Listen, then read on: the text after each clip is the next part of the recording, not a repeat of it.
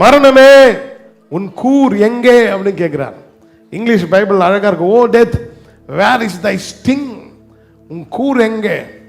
பாதாளமே உன் ஜெயம் எங்கே? O grave, where is your victory? உடைய ஜெயம் எங்கே? மரணம் ஜெயமாக விழுங்கப்பட்டதுன்னு அந்த வசனத்திலே வாசிக்கிறோம். மரணம் ஜெயமாக விழுங்கப்பட்டது. Death was humanity's greater enemy. மனுக்குலத்துக்கு பெரிய எதிரி என்னன்னா மரணம். ஒரு விஷயத்தை நம்ம நல்லா புரிஞ்சுக்கணும்.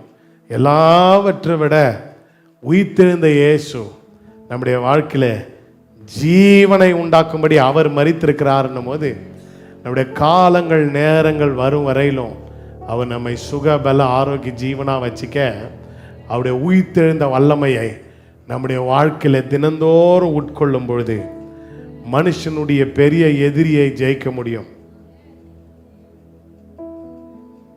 விசுவாசத்தினால தான் நீதிமான் பிழைப்பான் இருக்கு. அல்லேலூயா. பக்கத்தில் விசுவாசத்தினால் நீதிமான் பிழைப்பான். இந்த மனுக்குலத்தின் எதிரியாகிய மரணத்தை இயேசு உள்ளே பிரவேசித்து அதை அழித்து போட்டார்.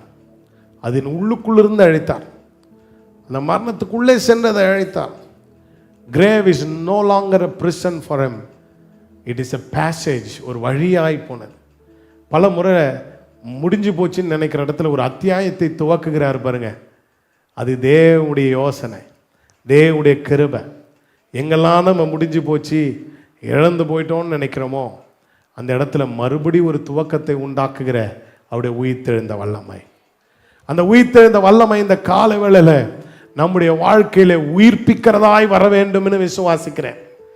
எந்தெந்த இடங்களிலே மரித்து போன நிலைமைகள் இருக்கிறதோ அந்த இடங்களெல்லாம் ஆண்டவர் ஒரு உயிர்ப்பிப்பை தரப்போகிறார். ஏன்? என் இரட்சகர் உயிரோடு இருக்கிறார்.